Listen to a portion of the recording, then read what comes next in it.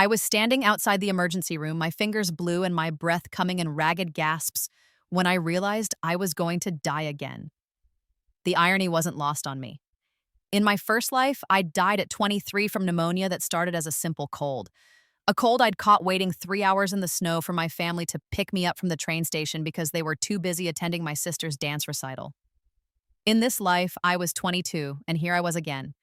Hypothermic, lungs burning, because they'd left me waiting in the cold for her. But this time, I remembered.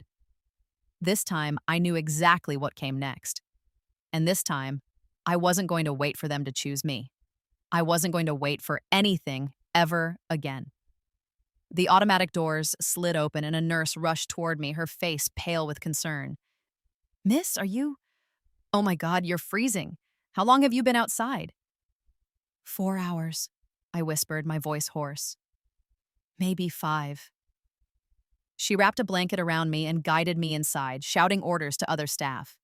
As warmth began to seep back into my body, I closed my eyes and let the memories wash over me, both sets of them, the life I was living now and the life I'd already lived once before.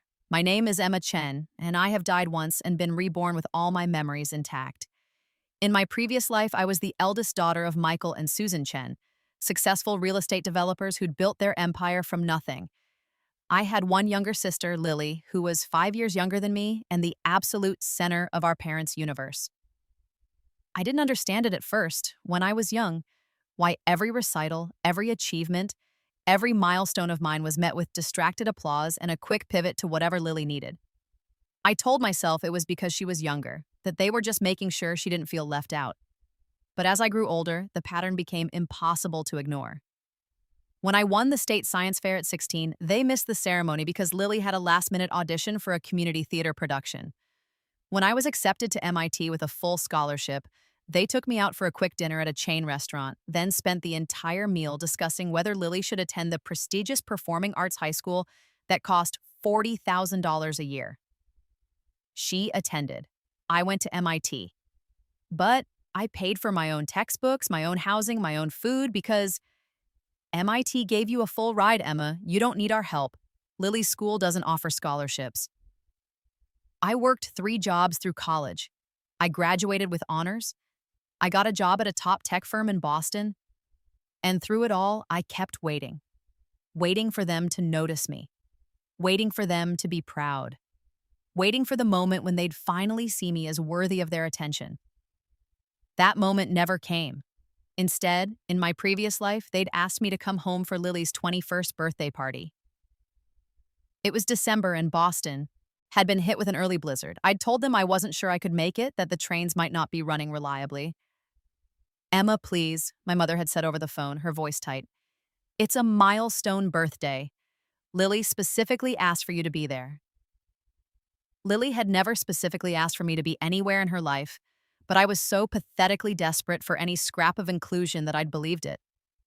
I'd braved the storm, taken a train that got delayed multiple times, and finally arrived at our hometown station at 11 p.m., 3 hours later than scheduled. I'd called my father. He'd promised to pick me up. I waited in the cold. I called again. "Dad, I'm still at the station." "Oh, Emma, sorry, honey. We're still at the restaurant. Lily wanted to go to this new French place, and they're just bringing out the dessert course. Can you wait a bit?" I waited. Midnight came and went. My phone was dying. The station's indoor waiting area had closed. I huddled under the overhang, watching my breath form clouds in the frigid air. I called my mother. It went to voicemail. I called my father again. "Dad, I really need you to come get me. It's freezing." The thing is, Lily wants to go to this new nightclub that just opened, and it's in the opposite direction from the station. How about you take an Uber? We'll pay you back." There were no Ubers available. The storm had made driving treacherous. I waited until 2 a.m. when my phone finally died. I waited another hour thinking, surely they'd remember me eventually. By 4 a.m., I couldn't feel my feet. A police officer found me at dawn, barely conscious, and took me to the hospital. I spent 3 days in the ICU with severe hypothermia and frostbite. I lost 2 toes on my left foot. My family visited once, briefly, on day 2. Lily had been tired from her birthday celebrations. They couldn't stay long. I developed pneumonia 2 weeks later. My roommate found me collapsed in our apartment and called 911, but by then, my immune system had been too compromised by the hypothermia. I died on January 15th, 3 weeks after Lily's birthday party. My last thought had been, they never came. And then I woke up. I was 14 years old again, lying in my childhood bedroom, staring at the ceiling with tears streaming down my face. It took me 3 days to accept that it was real, that I'd somehow been given another chance. But this time, I wasn't going to waste it waiting for love that would never come. In my previous life, I'd been brilliant but naive. I'd poured all my energy into trying to be good enough to earn my parents' attention, thinking that if I just achieved more, excelled more, proved myself more, they'd finally see me. This time, I understood the truth. It wasn't about what I did.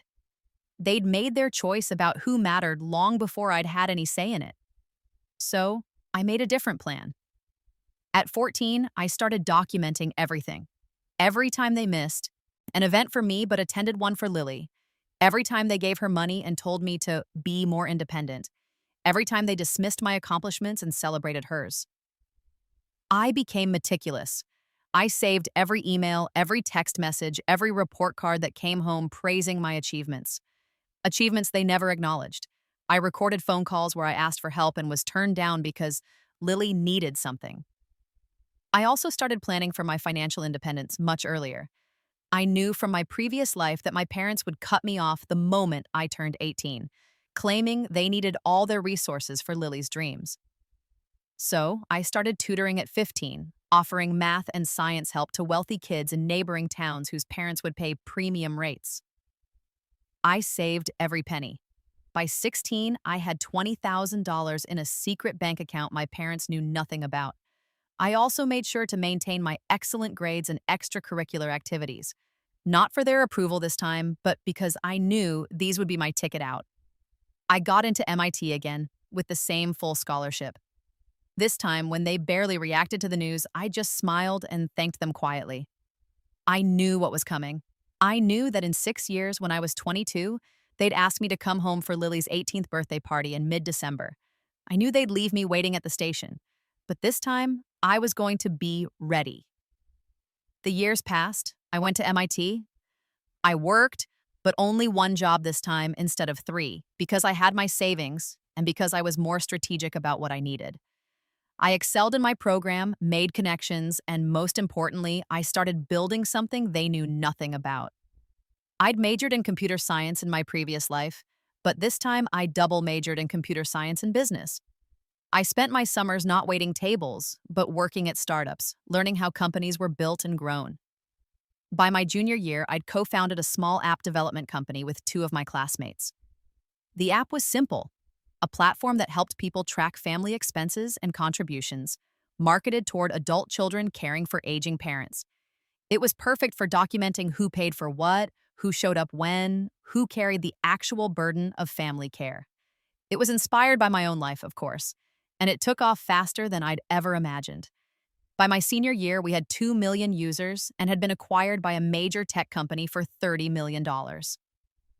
My share as the co-founder and primary developer was $12 million. My parents had no idea. I'd hidden it all carefully. I still lived in a modest apartment, still dressed simply, still presented myself as their struggling student daughter who was doing fine, but not spectacularly. They never asked for details, and I never offered them. Lily, meanwhile, was living exactly the life she'd lived before. She'd gone to the expensive performing arts high school, funded entirely by our parents. She was talented, I'd give her that. Beautiful, charismatic, with a voice that could make people cry. But she was also spoiled, self-centered, and completely oblivious to the sacrifices our parents made for her, or more accurately, the sacrifices they demanded I make so she could have everything.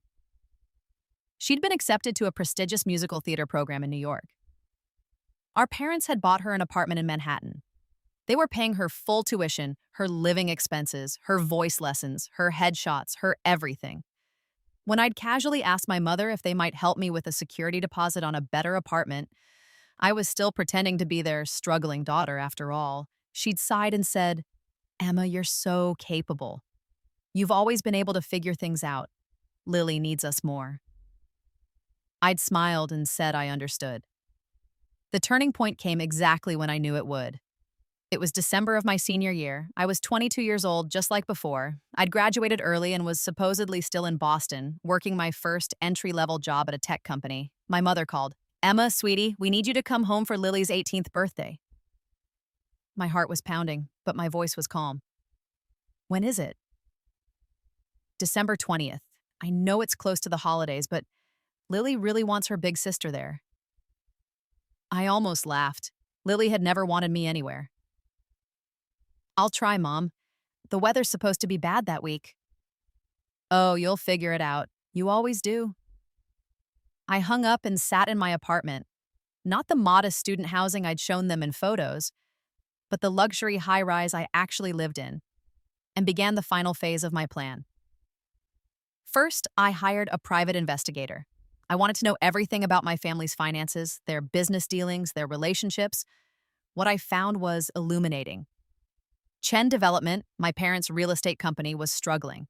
They'd overextended on several properties during the pandemic and were hemorrhaging money. They'd taken out loans against their personal assets. They were, in fact, on the verge of bankruptcy. But they were still funneling money to Lily, her apartment, her school, her lifestyle. They were drowning, and they were still choosing her over their own financial survival. It would have been sad if they'd shown me even a fraction of that loyalty. Second, I reached out to several of their major creditors through shell companies I'd established. I began quietly buying up their debt. It took most of November and early December, but by the time Lily's birthday approached, I owned 80% of my parents' business debt. They had no idea their daughter was now effectively their largest creditor. Third, and most importantly, I made my reservations. I booked a train ticket to my hometown for December 20th, just like before. I made sure my parents knew my arrival time. I even called my father to confirm he'd pick me up from the station. "Of course, sweetheart," he said absently. "See you then." But this time, I also booked a luxury car service to pick me up exactly 30 minutes after my train arrived, and I rented a suite at the nicest hotel in town, the same hotel where Lily's birthday dinner would be held. I wanted to be there. I wanted to watch. But I wasn't going to wait in the cold for them ever again. The day arrived. The weather was exactly as I remembered it. A brutal winter storm that made travel treacherous. My train was delayed by hours, just like before. I sat in first class, comfortable and warm, tracking my family's movements through the location-sharing app my mother had insisted we all use for safety. I watched as they went to the restaurant at 8 p.m. I watched as they stayed there, hour after hour, celebrating Lily. My train finally arrived at the station at 11 p.m. I stepped out into the freezing cold, and for just a moment, I let myself feel it. The bite of the wind, the sting of the snow against my face. Then I walked to the heated waiting area and called my father. "Hi, Dad, I'm here at the station." "Oh, Emma, sorry, honey, we're still at dinner. Can you wait a bit?" "Sure, Dad, how long do you think?" "Oh, maybe an hour. Lily's having such a good time." "Okay, I'll wait." I hung up and smiled. Then I called my car service. "I'm ready for pickup." The heated Mercedes arrived within 3 minutes. I settled into the plush back seat and instructed the driver to take me to my hotel. On the way, I called my father again. "Hey, Dad, just checking in, still at dinner?" "Yes, sorry. Actually, Lily wants to go to this new club, and it's kind of in the opposite direction. Can you maybe take an Uber?" "There are no Ubers available, Dad. The storm is too bad." "Oh, well, can you wait a bit longer? We'll come eventually." "How long is a bit longer?" "Maybe a few more hours?" "Emma, don't be difficult. It's Lily's birthday." "I see. Okay, Dad." I hung up and took a screenshot of the call log. Then I posted it to my social media, a small private account I'd created specifically for this purpose, with a carefully curated audience of extended family members, family friends, and some of my parents' business associates. "Stranded at the train station in a blizzard," I wrote. "Called Dad for a ride. He told me to wait because they're at my sister's birthday dinner. It's been 2 hours in below freezing weather. Family first and priorities." I attached the screenshot. Then I posted a photo of myself from the train station.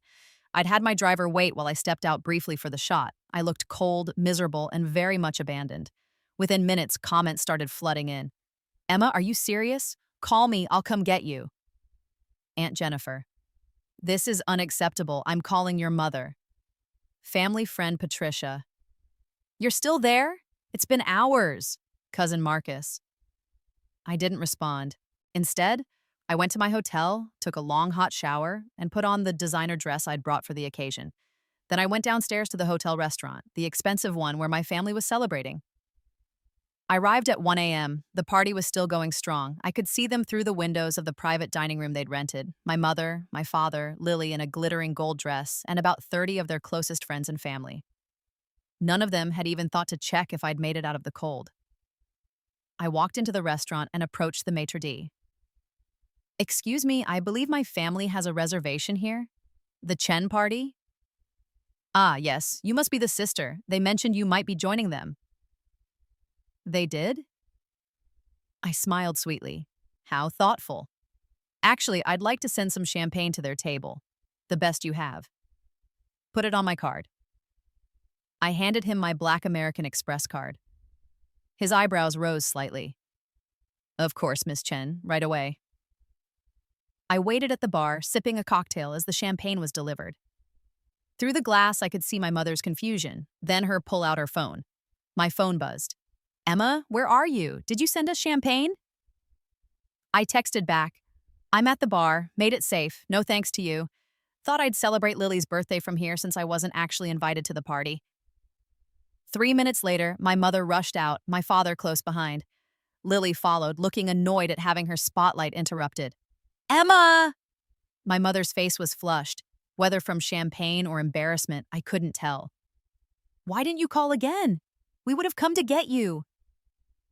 I did call again, Mom, 3 times.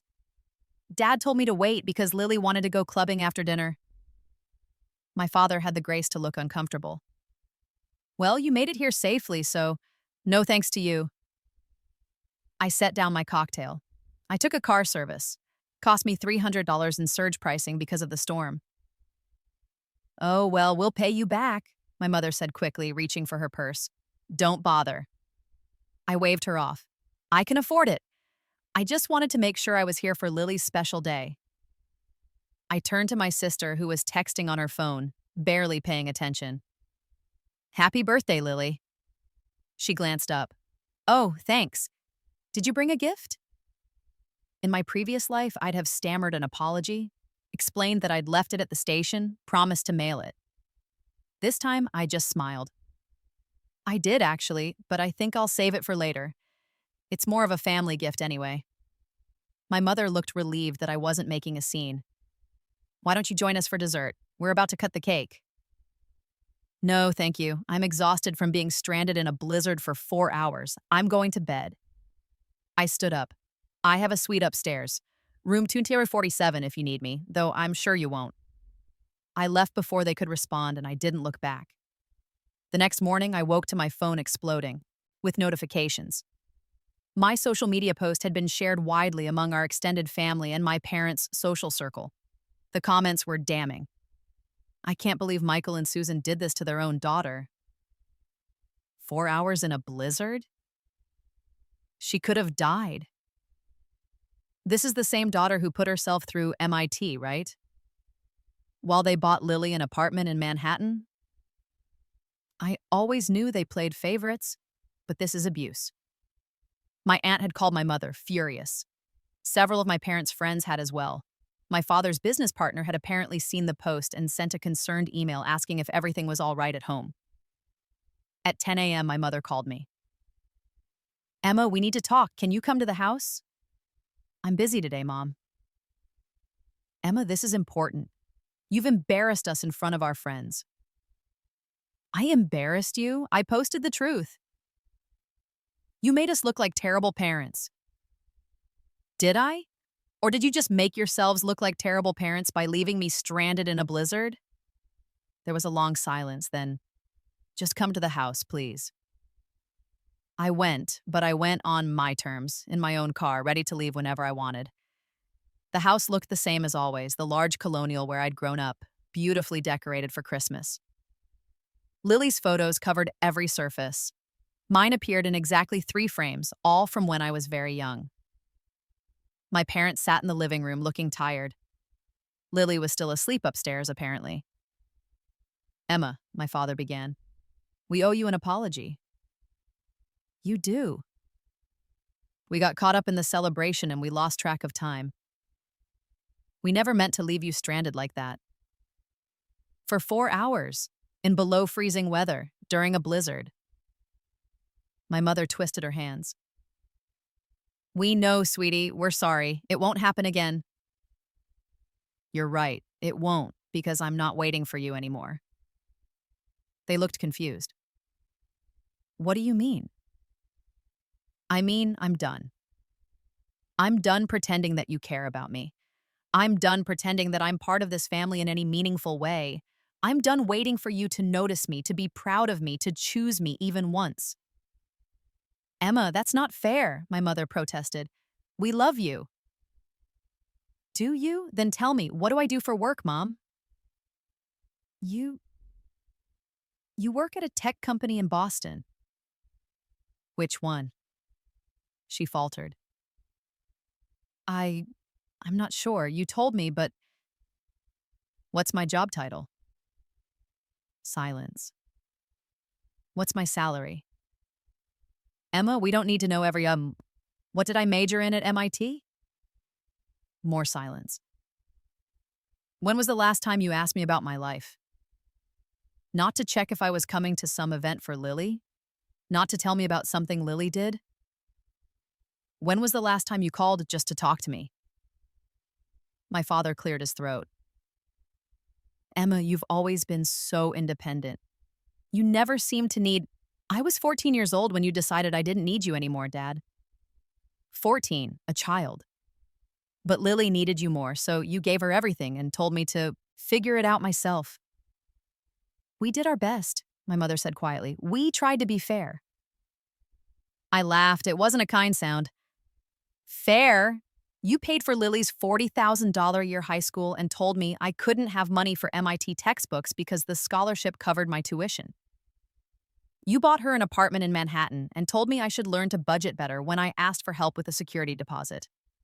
You spent 4 hours celebrating her birthday at a fancy restaurant while I was stranded in a life-threatening situation at a train station.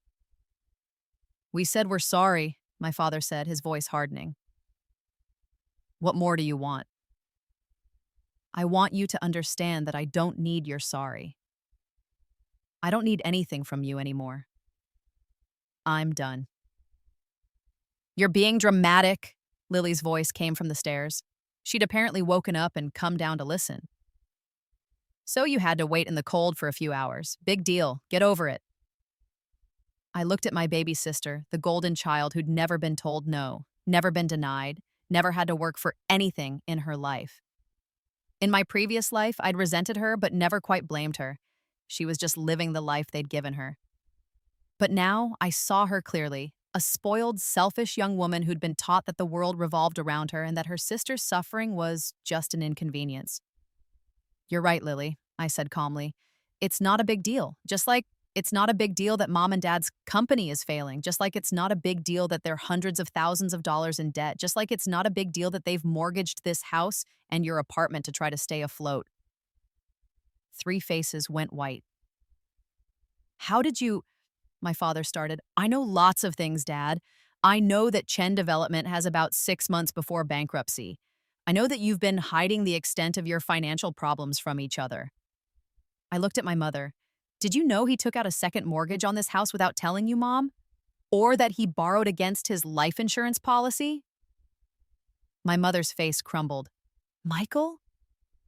I know that you've been putting Lily's tuition on credit cards at 22% interest, I continued. I know that you're one lawsuit away from losing everything. How do you know all this? My father demanded. Because I own your debt, Dad. I've spent the last 2 months buying it up from your creditors. As of yesterday, I am the primary holder of Chen Development's loans, Bisa. The silence was deafening. That's not possible, and my mother whispered. You're a kid. You work an entry-level job. You don't have that kind of money. I pulled out my phone and showed them my bank balance. $12 million, minus the amount I'd spent acquiring their debt. About $3 million. $9 million remained. I had a good year, I said simply. The app I developed was acquired for a significant sum. You developed an app? My father looked genuinely shocked. When? In college. You would know that if you'd ever asked about my life. If you'd ever bothered to attend even one of my presentations. If you'd read any of the emails I sent you about my projects. If you'd shown even a fraction of the interest in my achievements that you showed in Lily's recitals. Lily had gone pale. You own their debt? What does that mean? It means I can call it in any time I want. It means I can force them to sell everything to pay me back. This house, your apartment, Dad's cars, Mom's jewelry, all of it. You wouldn't, my mother breathed. Why wouldn't I? You left me to freeze to death for her. You've spent my entire life telling me I don't matter, that I need to be independent, that I should figure things out myself. Well, I did. I figured out how to be successful without you, and I figured out that you're not worth waiting for. So what? My father asked, his voice shaking with anger, or maybe fear. You're going to destroy us? You're going to take everything because we made you wait a few hours? This isn't about waiting a few hours, Dad. This is about 22 years of being invisible. This is about every time you chose her over me, every time you missed my events for hers, every time you gave her money and told me to work harder, every time you made me feel like I was less important, less loved, less worthy of your time and attention. I stood up. But you know what? I'm not going to destroy you. That would require me to care enough about you to spend my energy on revenge. And I don't. I'm just done. Then what are you going to do? My mother asked, tears streaming down her face. I'm going to give you a choice. You can keep living the way you've been living, prioritizing Lily, spending money you don't have, pretending everything is fine while you sink deeper into debt. And when your creditors come calling, and they will, you'll lose everything. Your business, your house, your savings. All of it will be gone. You'll probably have to declare bankruptcy, which means your credit will be destroyed and you'll spend the next decade trying to rebuild. I paused, letting that sink in. Or you can accept my help. I'll restructure your debt with terms you can actually manage. I'll invest in Chen development and help you turn it around. I've learned a lot about business in the last 4 years. I'll make sure you can keep your house and your basic dignity. What's the catch? My father asked. The catch is that you have to choose. You can keep Lily's apartment and her lifestyle, or you can save your business and your house. You can't have both. You've been trying to have both for years, and it's destroying you. Lily stood up, her face red with fury. You can't make them choose between me and their business. That's cruel. Is it? Was it cruel when they made me choose between having their support and having my dignity? Was it cruel when they told me I had to be independent while you got by? Everything handed to you? That's different. I have dreams. I'm going to be a star. And I had dreams too, Lily. But I had to fight for every single one of them while you had yours gift wrapped. The difference is my dreams actually came true because I worked for them. She lunged at me. And I sidestepped her easily. My father grabbed her arm. Lily, stop. Make her take it back, Lily screamed. Make her give you back the debt. Tell her she has to help us without conditions. My mother was sobbing now. Emma, please. She's your sister. She's your daughter, I corrected. I'm just the disappointing one you left in the cold. I walked toward the door, then paused. You have 1 week to decide. After that, I'm calling in the debt, and you'll be at the mercy of bankruptcy court. Choose wisely. I left them there, my father silent and calculating, my mother crying, and Lily screaming obscenities at my back. The next week was illuminating. My mother called every day, begging me to reconsider, to just help them without conditions, to understand that they couldn't possibly choose between their business and Lily's dreams. Yes, you can, I told her every time. You just don't want to. My father tried a different approach. He invited me to lunch and spent 2 hours trying to convince me that his business was a good investment, that I'd make my money back and then some, that it was smart financial planning to help them. If it's such a good investment, Dad, you should have no problem with my terms. Lily tried guilt, then anger, then threats. She called me a terrible sister, a cold-hearted bitch, a selfish monster. She posted on her social media about how families should support each other unconditionally. Her friends, who knew nothing about the real situation, flooded my accounts with hateful messages. I documented all of them. Then, 3 days before my deadline, my Aunt Jennifer called. She was my father's older sister, and she'd always been kind to me in a distant way. Emma, your mother told me what's happening. Did she tell you the whole story or just her version? She told me you're demanding they choose between Lily's school and their business. She says you're being vindictive. Did she tell you they left me stranded in a blizzard for 4 hours, that I could have died? There was a long pause. She mentioned you had to wait. 4 hours, Aunt Jen, in below freezing weather. I posted about it on social media. You saw it, you commented. I had hypothermia when I got to the hotel. If I'd waited much longer, I could have had serious frostbite or worse. Oh, Emma. They've spent my entire life choosing Lily over me. Every single time. This isn't about one night. This is about 22 years of being told I don't matter as much as she does. My aunt sighed. I've watched it happen. I've tried to talk to your father about it, but he never listens. He says Lily needs more support, that you're naturally capable. Being capable doesn't mean I don't need love, Aunt Jen. It doesn't mean I should have to earn scraps of attention while she gets everything. I know, sweetheart. I know. For what it's worth, I'm proud of you. I'm proud of everything you've accomplished, and I'm sorry your parents can't see how remarkable you are. I felt tears prick my eyes, the first real emotion I'd allowed myself to feel since this all started. Thank you. What are you going to do if they don't choose by your deadline? I'm going to call in the debt. They'll lose everything, and they'll have no one to blame but themselves. And if they do choose, then I'll help them. Not because I love them, I don't think I do anymore, but because I'm not cruel. I won't let them be homeless, but Lily will have to learn to support herself just like I did. She won't handle that well. That's not my problem. The deadline arrived.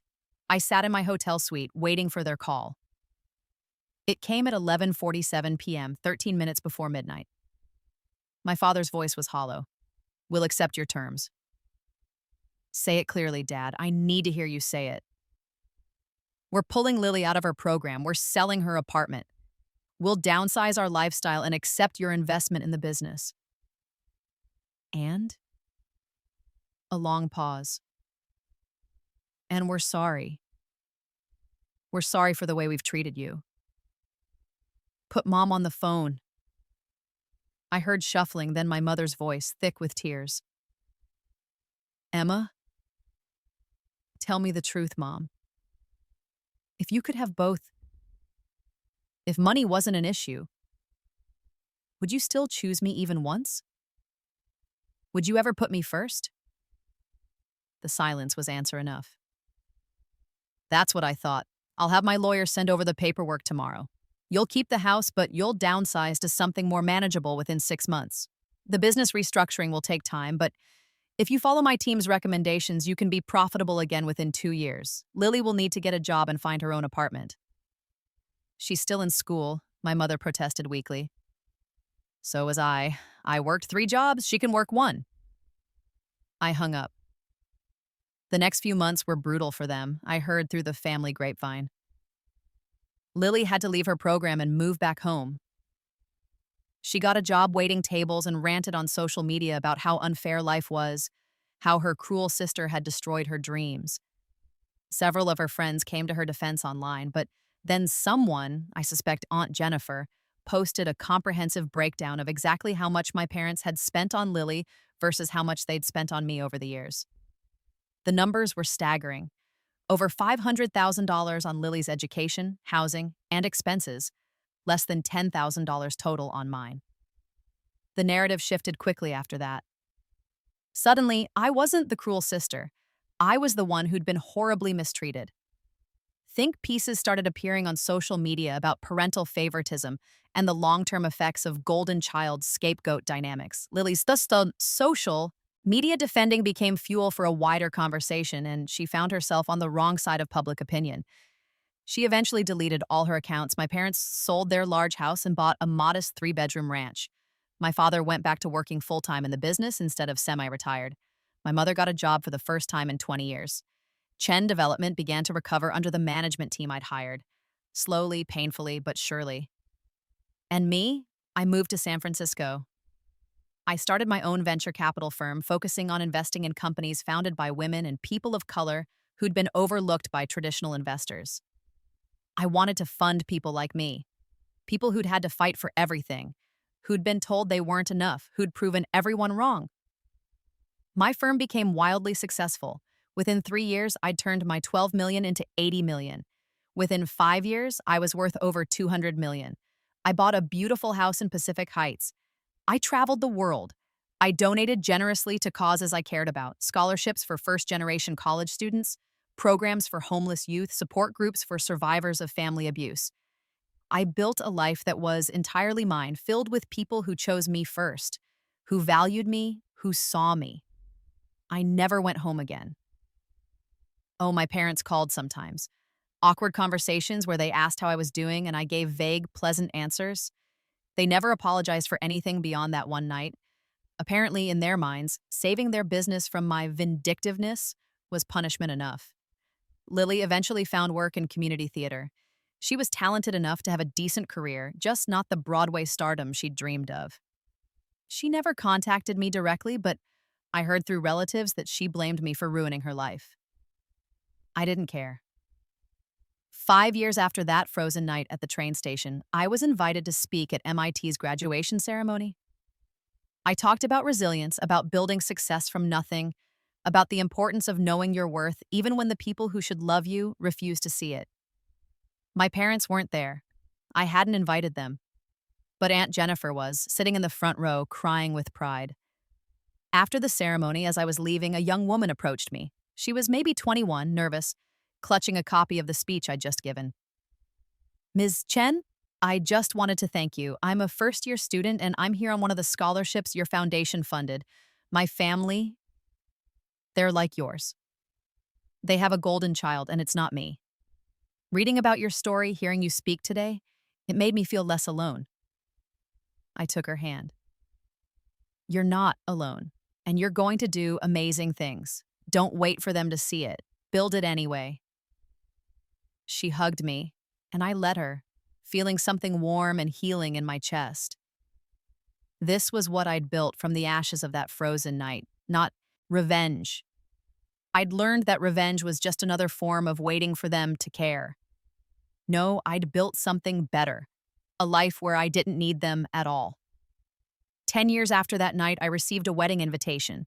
Lily was getting married to someone she'd met in community theater. The invitation was formal, expensive, and clearly her style. At the bottom, in my mother's handwriting, was a note: "We hope you'll come. It would mean so much to Lily, to all of us." I RSVP'd no, but I did send a gift, a donation to a charity in Lily's name, supporting first-generation college students. The card read, "Congratulations on your wedding. I hope you find happiness." I meant it. I didn't wish ill on any of them anymore. I just didn't wish to be part of their lives. 2 weeks after Lily's wedding, my Aunt Jennifer called me. "Your father had a heart attack. He's in the hospital." I flew home, not to the town where I grew up, but to the small city where my parents now lived in their modest ranch house. I went to the hospital. My father looked old, only 58, but the stress of the past decade had aged him. My mother sat beside his bed looking equally worn. They both looked up when I entered. My mother's eyes filled with tears. "Emma, you came." Aunt Jen called. "Thank you for coming," my father said quietly. His voice was weak. "I wasn't sure you would." "I'm not cruel, Dad. I never was." He nodded slowly. I know, we were. We were cruel to you, and we never properly apologized. I waited. I'm sorry, he said, and this time his voice broke. I'm sorry for all of it. For every time we chose Lily over you. For leaving you at that station. For making you feel like you didn't matter. You did matter. You do matter. We were just. We failed you, Emma. We failed you as parents, and I'm sorry. My mother was sobbing. I'm sorry, too. I'm so, so sorry. You were remarkable, and we never saw it. We took you for granted because you were strong, and that was wrong. That was so wrong. I looked at these two people who'd given me life but never quite given me love, at least not the way I'd needed it. I felt not forgiveness exactly, but something like peace. I believe you're sorry, I said. I believe you finally understand what you did. But I need you to understand something too. I'm not here to absolve you. I'm not here to say it's okay or that we can go back to being a family. That ship sailed a long time ago. We know, my father whispered. I'm here because you're a human being in pain and I have the capacity for compassion, even when you didn't. I'm here because I'm not going to become you. I'm not going to abandon family in their time of need just because they hurt me. But I'm not staying. After you're stable, I'm going back to my life, a life you're not part of. My mother reached for my hand. Could we ever be part of it? I looked down at her hand, the hand that had once tucked me in at night, before Lily came and everything changed. I don't know, Mom, maybe someday. But not now. Now, I need to keep living the life I built without you. The life where I matter. The life where I'm loved first, not last. I stayed 3 days until my father was stable and transferred to a regular room. I made sure they had everything they needed, that their insurance was handling the bills, that someone was coming to help them at home. Then I went back to San Francisco. 15 years after that frozen night at the train station, I was featured in Forbes' Self-Made Women issue. The article detailed my journey from overlooked daughter to venture capital success story. It mentioned my family only briefly. Chen overcame significant personal challenges, including a difficult family dynamic that taught her the value of self-reliance. The reporter had asked if I wanted to elaborate. I'd declined. Some stories are just fuel for the fire, I'd said. You burn them up and use the heat to forge something better. On the day the issue came out, I received an email from Lily. It was the first time she'd contacted me directly in over a decade. I read your article, it said. You made us sound like monsters. Mom cried for hours. I almost deleted it without responding, but something made me write back. I made you sound exactly like what you were. If Mom cried, maybe it's because she finally understood what she did. That's not my problem to fix. Her response came quickly. Don't you think you've punished us enough? You're rich and successful. We've lost everything. When does it end? I stared at that email for a long time. Then I typed, You didn't lose everything, Lily. You lost an apartment you didn't pay for and a lifestyle you didn't earn. You still have Mom and Dad. You still have their love and attention and priority. You still have everything I never had. The difference is now you have to work for the material things like I always did. That's not punishment. That's just equality. And if it feels like punishment to you, that tells me everything I need to know about how unfair things always were. I added, I never wanted to punish you. I wanted to stop being invisible. I wanted to matter. And when I finally proved that I could matter to myself, to the world, I stopped needing you to see it. That's not revenge. That's survival. That's healing. I paused, then finished. I hope you're happy, Lily. I genuinely do. I hope you find fulfillment in your work and your marriage. I hope someday you understand what it feels like to be truly seen and valued. But I can't be the one to teach you that. I can't be the one to make you understand. I've spent enough of my life waiting for this family to see me. I'm done waiting. I hit send and blocked her email address. Now, at 37 years old, I sit in my home office overlooking the San Francisco Bay. My company just closed a $500 million fund. I've been named to several most influential lists. I've been invited to join corporate boards to advise startups, to speak at conferences around the world. My life is full of people who choose me, friends who show up when I need them, partners who celebrate my successes, mentees who value my guidance. I've dated, I've loved, I've built relationships based on mutual respect and genuine care. I think sometimes about that girl standing at the train station, 14 years old in one life and 22 in another, waiting in the cold for people who would never come. I think about how much time I wasted waiting, waiting to be seen, waiting to be chosen, waiting to be enough. And I think about the moment I decided to stop waiting. That was the moment everything changed. Not when I made my money, not when I bought their debt, not when I forced them to choose. Those were just consequences. The real moment was when I understood that I didn't need them to value me in order for me to have value, that I could walk away from the cold and into the warmth I created for myself. Last month, my mother called. She calls every few months now, and I usually answer. We have brief, surface-level conversations. She asks about my work. I ask about her health. Neither of us mentions the past. But this time, she said something different. Emma, I want you to know something. I'm proud of you. I should have said it 1,000 times before, but I'm saying it now. I'm proud of who you've become, and I'm sorry it took me so long to tell you. I felt something crack in my chest. Not breaking open, but maybe breaking through. Thank you, Mom, I said quietly. That means something. Does it mean enough for you to come home for Christmas? It's been 15 years. I looked out my window at the bay, at the life I'd built, at the home I'd made. No, I said gently, it doesn't mean that, not yet. Maybe not ever, but it means something. She was quiet for a long moment. I understand. I just want you to know that we love you. We always did. We just didn't show it the way you needed. I know, Mom, but love without action is just words. And I spent too much of my life waiting for the actions to match the words. After we hung up, I sat in the fading afternoon light and let myself feel it all. The hurt, the anger, the grief for the family I never really had, and the gratitude for the life I'd built in its place. I didn't need them to apologize anymore. I didn't need them to finally see me. I didn't need them at all. And that wasn't sad. That was freedom. I'd stopped waiting in the cold 15 years ago, and I'd been warm ever since. The story of my life wasn't about revenge or punishment. It wasn't about making them suffer or proving them wrong. It was about a girl who learned that sometimes the most powerful thing you can do is walk away from people who don't value you, even when they're family, especially when they're family. It was about learning that you don't have to wait for anyone to choose you. You can choose yourself. And once you do that, once you truly internalize that you are enough all on your own, the world opens up in ways you never imagined. I built an empire from the cold.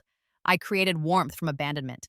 I turned their neglect into fuel that powered a life beyond anything they could have given me if they'd tried. They left me waiting in the cold for her. I never waited for them again, and I've never been warmer.